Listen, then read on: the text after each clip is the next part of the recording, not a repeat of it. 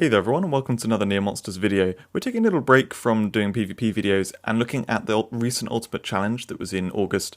These are the two final Gatekeepers which I recorded and I thought actually they're really quite fun videos, so I'm going to put them together here and do some commentary.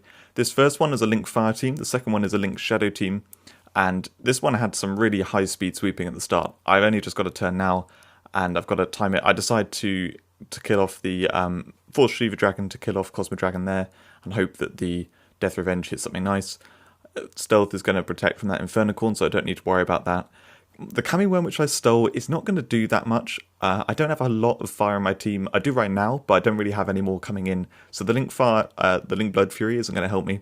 So I Vile Rage it, so it's going to die off as it gets hit by an enemy. I actually didn't realise for a second that this Dragulus I have in the team is a stolen Dragulus, and I could have done Vile Rage on that and then used it to kill enemies, but I don't know whether or not that would have actually lined up nicely. I only realised it when I was getting hit, and I looked at this point now and realised, oh, I think this actually is a buff Dragulus. Yeah, whoops, maybe I could have used that. But anyway, decide whether or not to heal rear guard. I know there's probably going to be some poison, so I do the heal rear guard to make sure that those reincarnated monsters at the back of the team don't come in and die to poison later on in the battle. Trying to decide, I do want to try and get an Infernocorn, so I skip, I leave that Spookoid poisoned and not stealthed. I could have done the Purifying Mist and all that kind of stuff, but I didn't. I decided I didn't mind. Unfortunately, I didn't get an Infernocorn. So from here, I really need to deal with that Mulisem. That is just a massive problem. It keeps removing itself from combat, and my way to do that is going to be with Bavolcus. So I desperately need Bavolcus to survive, and also I can tell at this point the enemy team is just starting to kill Aura Dragon, so I try and protect it, but it doesn't survive too long. Mulisem's not on the field anymore, and I've got Bavolcus, and I'm trying to think, okay, I need one of their monsters to die, so that Mulisem comes in, and then I can use Deathmatch mode. So I skip, and the Link Blood Bite goes on Dragulus, ideal, so Mulisem is on the field. If I use Deathmatch mode now, my Shiva Dragon's going to die, and that would be really useful, and I'm trying to think, no, I think I should do it, so I just do the Deathmatch mode, and then I actually don't have any way to kill off the Mulisem really awkwardly. But then he does Crescendo Blast and Blaze Bones, which is ideal. So I'm able to kill off all those enemies and just, hope that whatever happens now, I can pull back from here. Now, unfortunately, there's actually an auto poison there. I really need to get rid of that now. I haven't got a whole lot left in my team, but it's just a bunch of Soul Blazers in their team. So hopefully I can pull it back from this point. I will say also, in both of these battles, these were first attempt, so I didn't know what the enemy team was. I just had to kind of adapt as we, I'm seeing what I was seeing, what you're seeing now. So the Wraith Captain isn't going to do a whole lot if they're poisoned. That Volcaroth's going to be a problem, poisoning entering monsters too. As you can see, Bavolcus got hit. They're now all poisoned, so my Wraith Captains aren't really that useful. I really want to time Tortogeist for the Volcaroth hitting it, so I skip and wait on the Protect. And I can do the Protect now so that Volcaroth is going to die as it kills my Tortogeist here. Because it's going to do double Poison Eater, as we see, and kill itself off, and the Soul Blaze. So now there are a couple of monsters which can be slept, so I go to sleep them. Unfortunately, it doesn't work. But I've got a second try now, and then it does. So both of those are asleep. I just got the two Soul Blazes. I've got my Wraith Captain starting to come together, taking control a little bit. I can try and kill off those Soul Blazes.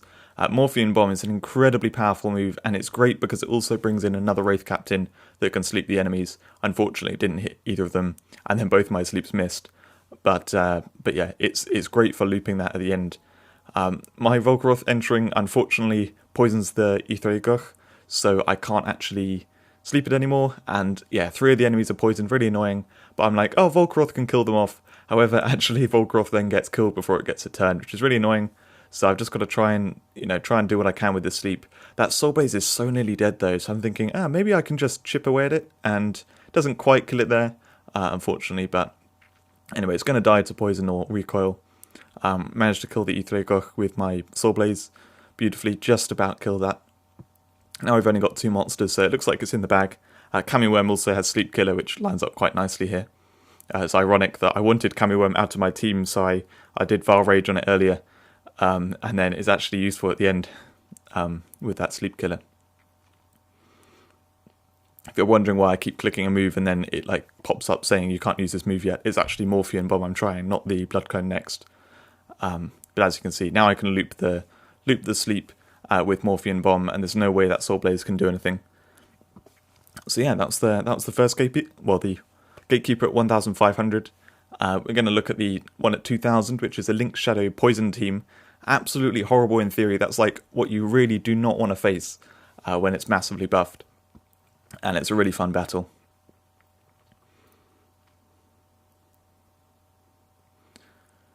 So starting off the battle, they're actually slow monsters, so I get a turn first. But there's not a whole lot I can do, and I'm trying to think, okay, this pumpkin's going to poison gas. It poisons my Aura Dragon, which is very annoying. And I'm worrying when Uranium Edis gets a turn, it will probably do double Poison Eater and target my Aura Dragon, but hopefully it will get blocked by Musashoid and hit Horror Claw on Musashoid. And I've just got to, hope for that, really. So I skip at this point. And then it actually does Nuclear Fusion on itself. Very, very weird, but absolutely ideal, because now I can Purify Mist, and as Terra Dragon does Detox Blast at this point, it's going to miss what my team. So excellent start. It's starting off well. They've got another Toxic Entrance coming in next, and the next time Pumpkin gets a turn, it's going to Instant Poison Typhoon. So my monsters are going to die. I can't stop that from happening now. Asmonia comes in, and unfortunately Horrorclaw dies to poison. And sure enough, Pumpkin now wipes out my whole team, which is really annoying, but I'm going to get two copies of that Pumpkin from my Mirror Revenge stuff. So now we have my Bavolcus lineup, where I'm planning to do Deathmatch mode and then cannibalize it with Atrasis. It's a lovely combo that I really have a lot of success with. I do a Purify there to line things up so that when I do the skips, I'm going to do 2 more skips now, and then it's going to be Bavolcus with Atrasis straight afterwards. I use Protect on Neburonix to make sure the Power Slash doesn't hit either of my Bavolcus or Atrasis. So now I pull off the combo to take out those enemies. It's really good for avoiding that Ghost Shell revenge as well. So I then create my own Ghost Shell from the Necromancy, which is going to be a really crucial thing, as we'll see in a little bit. So I'm trying to decide here, and I think that Nova Drake is just going to cause me way too much issues. I think I have to knock it back. It also stops Focal Force from doing Catapult, because it's going to be sacrificing the Nova Drake at the back of the team. So seems like the ideal kind of thing here. I set up my pumpkins, and I was really excited to do the Poison Massacres. However, unfortunately, they got killed off before they got to. I was really disappointed with that. I thought this would be really awesome, sweeping through the enemy team with buffed pumpkins, but that didn't happen. So Rune Conqueror kills Ghost Shell. Now that is the crucial thing. A buffed Rune Conqueror, oh my god, that is going to be so powerful with its piercing, and it's going to keep healing, be hard to die, all that kind of stuff. Now we're at the part of my team where I have kind of 2 ways to kill here. I have Soul Stealer with the Death Sentence, and I have Blaze Bones with a Revolutionize. So depending on the situation, I kind of choose which one's best. And what I decide to do here is go for the Revolutionize. Because the enemies are poisoned, it will be particularly strong.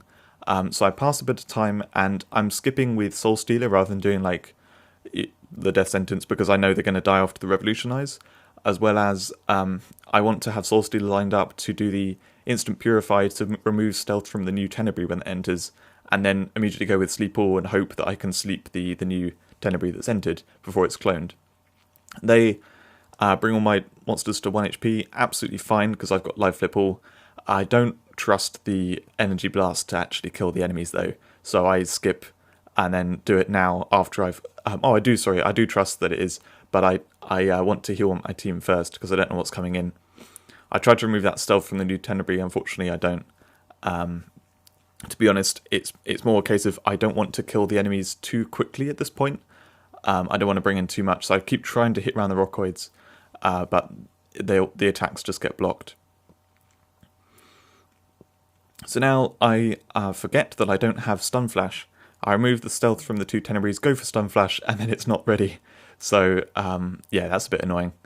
My Gear Torrent can live flip self 1 time still, and I probably should have kept skipping to keep it lined up for that. However, I was thinking, I can just HP share with Shiva Dragon, but then I realised if I do HP with share, then it will basically kill my own Rune Conqueror. So I decided to not use it and to just basically let my monsters die off. And I'm going all in on this Rune Conqueror because right now it can remove that Wraith Host. get rid of that problem, and then hopefully just keep sweeping through the enemy team, and I can sleep block with my Wraith Captain, and Gear Tyrant's going to stick around actually, and kill off them to death sentence, because the new Tenebrae that entered is asleep, so that's just going to die before it gets a turn.